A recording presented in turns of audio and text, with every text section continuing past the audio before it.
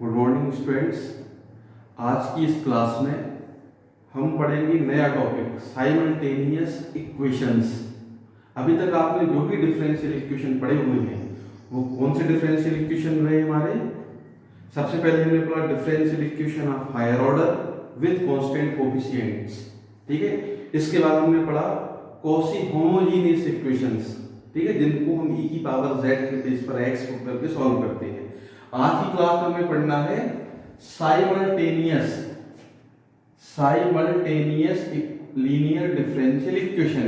ये ऐसे differential equation होंगे जिसमें डिपेंडेंट वेरिएबल जो होता है हमारा, डिपेंडेंट वेरिएबल समझते हो, जैसे dy बाई dx है जिसका डिफरेंशिएशन किया जाएगा वो डिपेंडेंट होता है, ठीक है। तो ऐसे डिफरेंशियल इक्वेशन जिनमें डिपेंडेंट वेरिएबल एक से ज्यादा होगा और इंडिपेंडेंट वेरिएबल केवल वन होगा, ऐसे डिफरेंशियल इक्वेशन साइमल्टेनियस इक्वेशन कहलाते हैं। थोड़ा सा देख लो डेफिनेशन, फिर आपको नोट करना है। Those equations in which there is an independent variable, मतलब केवल एक इंडिपेंडेंट वेरिएबल हो, एंड टू या फिर more than two dependent variable, मतलब एक इंडिपेंडेंट वेरिएबल हो और एक से ज्यादा हो डिपेंडेंट वेरिएबल, ठीक है। ऐसे इक्वेशन, और ये इक्वेशन भी एक से ज्यादा होंगे, है ना, दो इक्वेशन साथ में होंगे तो are called simultaneous differential equation. अब इनका स्टैंडर्ड फॉर्म कैसा होता है वो देखो। कंसीडर टू द इक्वेशंस, देखो हमने क्या पढ़ा है, सिंबॉलिक फॉर्म केवल इतना पढ़ा ना, F D Y equal to Q, ये पढ़ा, जहां डी का मतलब D Y by D X होता था। अब देखो इसमें दोनों चीज है, f1 dy y डिपेंडेंट होता था। देखो पहले जो हमने पढ़ा है वहां d क्या होता था, dy बाई dx, और सिंबॉलिक फॉर्म होता था f dy equal to q। तो d हो गया dy by d upon dx, तो ये बन जाता था dy बाई dx, और dy बाई dx से ये बात मालूम चलती है कि y डिपेंडेंट है और x इंडिपेंडेंट वेरिएबल है। जिसका डिफरेंशिएशन किया जाएगा वो हमेशा डिपेंडेंट होगा और जिसके रिस्पेक्ट में किया जाएगा वो इंडिपेंडेंट वेरिएबल होगा। तो ये देखो f1 dy, तो y का तो डिफरेंशिएशन हो रहा है, d का मतलब, तो y भी डिपेंडेंट है और यहाँ x भी डिपेंडेंट वेरिएबल है।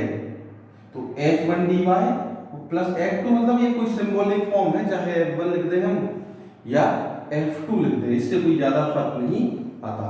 तो f1 dy plus f2 dx equal to t1, जैसे q लेते थे RHS में, ऐसे ये कोई phi1 dy phi2 dx equal to t2, जहां पे d क्या है ये समझ लो, कैपिटल D का मतलब है यहाँ पर ये नहीं है ना, यहाँ पर कैपिटल D क्या लिखा है हमने, dy बाई dt, मतलब इंडिपेंडेंट वेरिएबल केवल एक ही है, वो है t, ठीक है।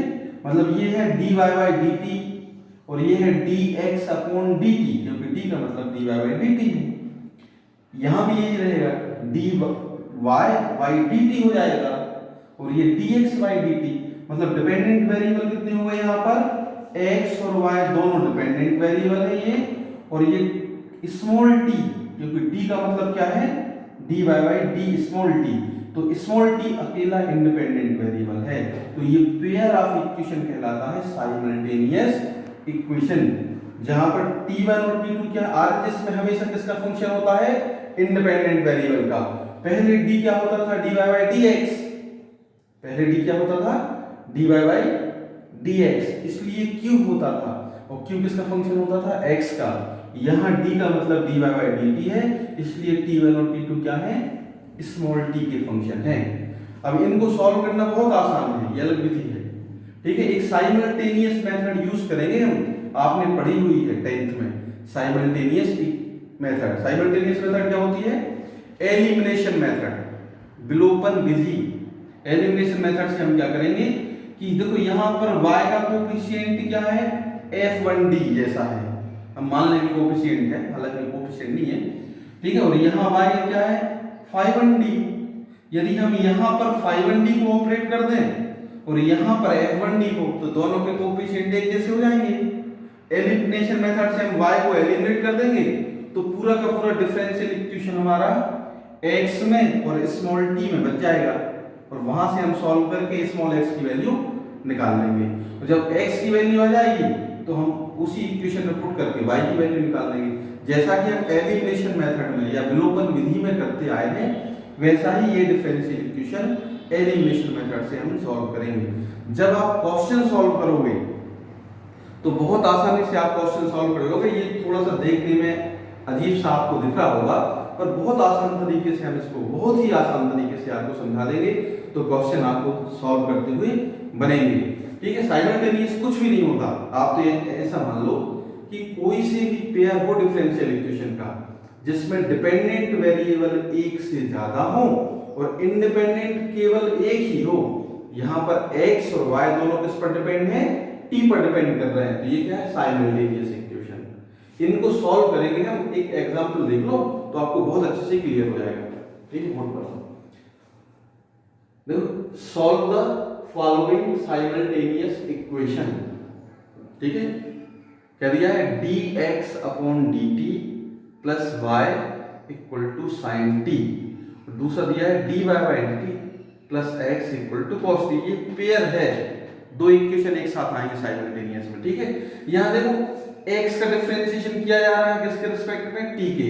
तो x है हमारा डिपेंडेंट मतलब परतंत्र चर और t है इंडिपेंडेंट वेरिएबल, और आधे जिसका फंक्शन होता है इंडिपेंडेंट का, इसलिए t का फंक्शन है। दूसरे इक्वेशन में देखो y डिपेंडेंट दिख रहा है dy बाई dt। ठीक है, और t इंडिपेंडेंट है, मतलब यहाँ पर x और y दोनों डिपेंडेंट वेरिएबल हैं और दोनों ही केवल एक वेरिएबल पर डिपेंडेंट है, किस पर? t पर। तो ये है हमारा साइमल्टेनियस इक्वेशन। अब इसको सॉल्व करना है। एक कंडीशन दी है इसमें, ये अलग बात है, इसको तो हम उपयोग करके कांस्टेंट की वैल्यू निकालेंगे। क्या दिया है? x की वैल्यू 2 है, y की वैल्यू 0 है, जब t की वैल्यू 0। इसको तो हम आंसर में अप्लाई करके कांस्टेंट की वैल्यू निकाल लेंगे। अब देखो कैसे सॉल्व करते हैं। ठीक है, तो क्वेश्चन नोट कर लेना, solve the following simultaneous. Solution में सबसे पहले हम लिखेंगे गिवन इक्वेशंस, है ना।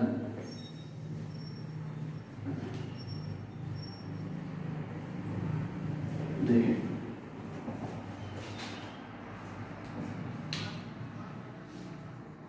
गिवन DE या गिवन साइमल्टेनियस लिख सकते हैं। गिवन साइमल्टेनियस इक्वेशन आर क्या हो जाएंगे? dx upon dt plus y equal to sine t. Equation number पहला दिया हुआ है, तो दूसरा दिया है dy by dt plus x equals to cos t। Equation number second. इन दो इक्वेशंस को हमें सॉल्व करना है। तो चूंकि दो वेरिएबल है यहाँ पर y और x, तो दोनों ही की वैल्यू निकलेगी। ठीक है, सबसे पहले लिखेंगे हम on writing d equal to dy by dt। ठीक है, अब ध्यान रखना कि इंडिपेंडेंट वेरिएबल t हो गया है हमारा, तो सॉल्यूशन किसके फॉर्म में आएंगे? स्मॉल t के फॉर्म में। ठीक है, तो d अपॉन v पहला इक्वेशन किसमें कन्वर्ट हो जाएगा? dx। dy बाई dt को क्या लिख दिया हमने? कैपिटल D, तो dx plus y equal to sine t। और दूसरा क्वेश्चन हो गया हमारा dy plus x equal to cos t। ठीक है, अब वैसे इक्वेशन फर्स्ट और सेकंड हम इसको दे चुके हैं, अब इसको सॉल्व करना है हमें। तो एलिमिनेशन मेथड का इस्तेमाल करके, ठीक है, एलिमिनेशन मेथड का इस्तेमाल करेंगे हम। तो कोई एक वेरिएबल को एलिमिनेट कर दें यहाँ से। यदि हमने y को एलिमिनेट कर दिया तो पूरा क्वेश्चन x और t में कन्वर्ट हो जाएगा। ठीक है, इसको कोई इक्वेशन नंबर a दे दो, इसको b दे दो। ठीक है, वो तो हमने अपनी सुविधा के लिए दे दिए हैं, कुछ भी नाम रख सकते थे। इनको फर्स्ट सेकंड ना देके यहाँ हम फर्स्ट सेकंड भी दे सकते थे। ठीक है, अब क्या कर रहे हैं हम?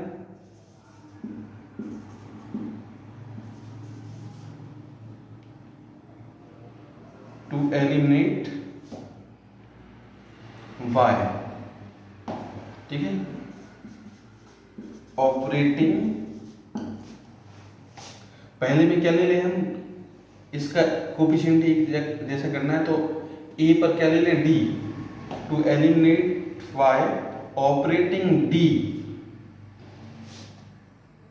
On both side of equation a and 1 on both side of equation v and मतलब इस पर हम क्या इक्वेशन ए पर क्या ऑपरेट कर रहे हैं d, तो ये कोफिशिएंट हो जाएगा और यहाँ पर क्या है कोफिशिएंट इसका 1, तो यहाँ 1 कर रहे हैं।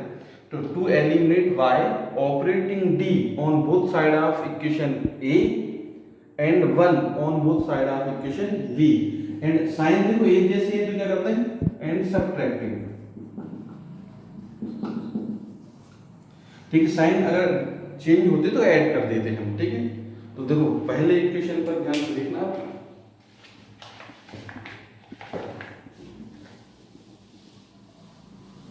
फर्स्ट इक्वेशन पर हम क्या ऑपरेट कर रहे हैं d, तो d स्क्वायर x हो गया प्लस dy हो गया equal to d of sine t हो गया, और दूसरे इक्वेशन पर 1 ही ले रहे हैं तो ऐसे ही रहेगा dy plus x equals to cos t।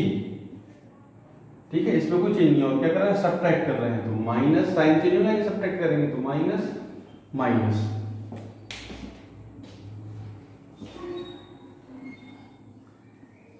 तो ये dy से dy कैंसिल हो गया, किसमें कन्वर्ट हो गया d स्क्वायर x ये वाला, और ये माइनस x हो गया। अब देखो d of sine t minus cos t, यहां से हमने d स्क्वायर माइनस 1 x को बाहर ले लिया। अच्छा d ऑफ साइन t क्या हो गया cos t, d का मतलब हमें मालूम है d क्या माना था हमने, d को dy बाई dt मतलब t के रिस्पेक्ट में डिफरेंशिएशन, तो sin t का differentiation cos t minus cos t, तो ये cos t से cos t कैंसिल, तो ये सिंपल सा डिफरेंशियल इक्वेशन बन गया, ये जीरो आ गया। ठीक है, अब ये बन गया हमारा f d y होता था यहाँ f d y equal to q, अब y यहाँ से अलग हो गया है, क्या बचा है केवल x, तो अब हमारा डिपेंडेंट वेरिएबल क्या है x है, इसलिए वैल्यू x की आएगी x equal to C F plus P I.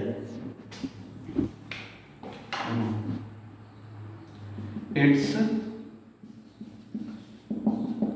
Auxiliary equation is क्या हो जाएगा m square minus 1 equal to 0, d के प्लेस पर m पुट करें तो m स्क्वायर इक्वल टू 1, तो m की वैल्यू आ जाएगी प्लस माइनस 1। रूट कैसे आ रहे हैं, since roots of e are real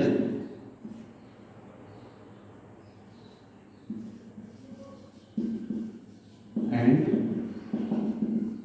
distinct, तो सी एफ क्या हो जाएगा c1 e to the power 1x, x नहीं होगा ध्यान रखना ये t होगा, क्योंकि d का मतलब क्या है हमारा यहाँ d क्या चल रहा है dy बाई dt, तो इंडिपेंडेंट वेरिएबल t है इसलिए सॉल्यूशन किसके फॉर्म में आएगा t के, c1 e to the power 1t plus c2 e to the power minus 1t, ये आ गया cf।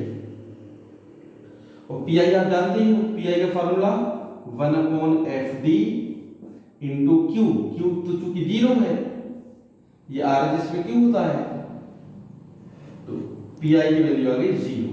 ठीक है, हेंस कंप्लीट सॉल्यूशन,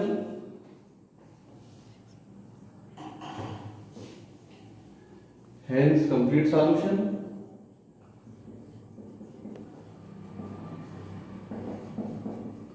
अभी इसका कंप्लीट सॉल्यूशन आ रहा है। ठीक है, x इक्वल टू, अब ध्यान देना हम generally y equal to C F plus P I note करते थे, पर यहाँ पर जब यहाँ y होता था, लेकिन यहाँ क्या है डिपेंडेंट वेरिएबल x, तो x इक्वल टू हो जाएगा C F plus P I, तो x की वैल्यू आ जाएगी जो सी एफ आ रहा है c1 e to the power t plus c2 e to the power minus t, ये आ गया cf, मतलब cf की कंप्लीट ही सॉल्यूशन आ गया उस इक्वेशन का। लेकिन अभी हमें क्योंकि कितने वेरिएबल की वैल्यू निकालना है, 2 वेरिएबल की, ये एलिमिनेशन मेथड से इक्वेशन नंबर आ गया थर्ड, बाय एलिमिनेशन मेथड ये हमने x की वैल्यू निकाल ली, क्योंकि अब हमें y की भी निकालना है, तो वहां देखिए इक्वेशन नंबर फर्स्ट में इसको माना था हमने फर्स्ट, है ना, इसको सेकंड माना था, तो इक्वेशन फर्स्ट में यदि हम x की वैल्यू पुट कर दें, है ना, तो y की वैल्यू मिल जाएगी हमें, तो x की वैल्यू ना पुट करके किसकी कर दें हम dxy dt की, x तो हमारे पास है तो उसका डिफरेंशिएशन करके रख दें, तो इसको हम डिफरेंशिएट कर दें, differentiating with respect to small t. तो dx अपॉन dt की वैल्यू क्या आ गई, c1 e की पावर t का डिफरेंशिएशन e की पावर t, और ये हो जाएगा c2 e to the power minus t, e की पावर माइनस टी की पावर माइनस टी, और माइनस टी का हो जाएगा -1, तो माइनस हो गया। ठीक है, फ्रॉम इक्वेशन सेकंड में ये वैल्यू पुट कर दो। इक्वेशन सेकंड में वैल्यू हमने पुट की, तो इक्वेशन सेकंड में dx अपॉन dt की वैल्यू हो जाएगी c1 e to the power t minus c2 e to the power minus t plus y equal to sine t. आप लोग कॉपी पेन लेकर साथ में बैठे हैं। हाँ, फ्रॉम इक्वेशन फर्स्ट, ठीक है, इक्वेशन फर्स्ट पे वैल्यू पुट कर रहे हैं, c1 e की power t plus c2 minus, ये इक्वेशन फर्स्ट की वैल्यू, इक्वेशन फर्स्ट में ये dx अपॉन dt की वैल्यू पुट कर दी plus y equal to sine t. ठीक है, आपको एक बात कॉपी पेन यदि आप साथ में लेके बैठेंगे और नोट करते जाएंगे तो ज्यादा प्रॉपर समझ में आएगा, वीडियो देखने से अकेला समझ में नहीं आएगा। यदि नोट करते जाएंगे तो 100% समझ में आएगा। तो y की वैल्यू यहां से हमने निकाल ली, क्या आ गई साइन टी, और माइनस हो गया c1 e to the power t, और प्लस हो जाएगा c2 e to the power minus t. ये y की वैल्यू निकाल ली आपने, और ये x की वैल्यू आ गई थी। इक्वेशन नंबर दे दे इसको 4, ये हमारा आंसर आ गया।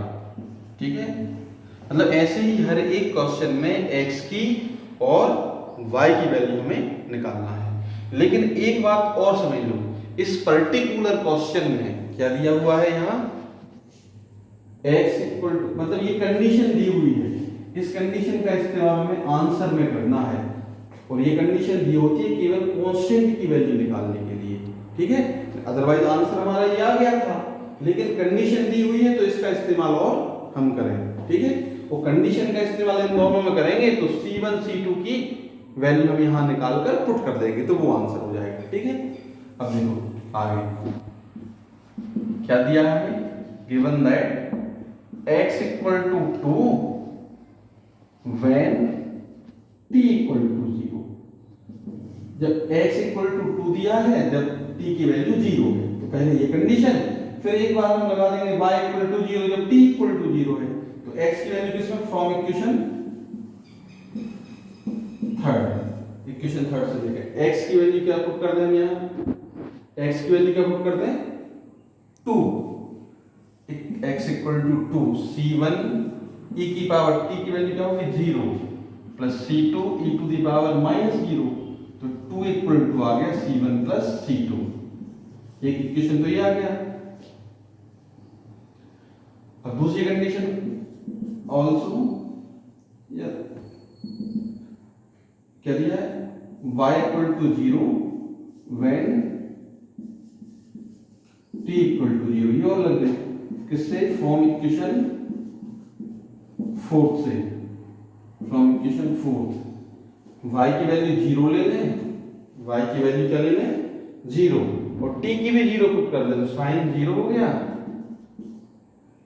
Minus c1 e to the power 0 plus c2 e to the power minus 0, तो ये हो जाएगा 0, साइन 0 0 हो गया माइनस c1 प्लस c2, तो यहां से आ गया c1 इक्वल टू c2।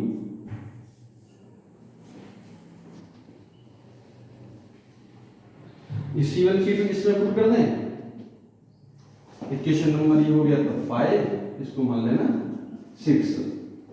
तो फ्रॉम, ये तो एक सॉल्व करने का तरीका है, कुछ भी लिख लो उसको, from 5 and 6, 5th and 6th।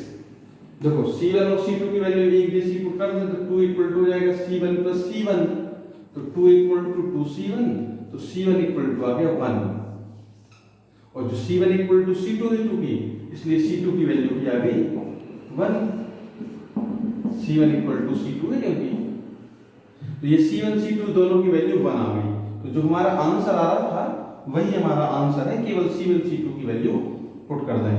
Hence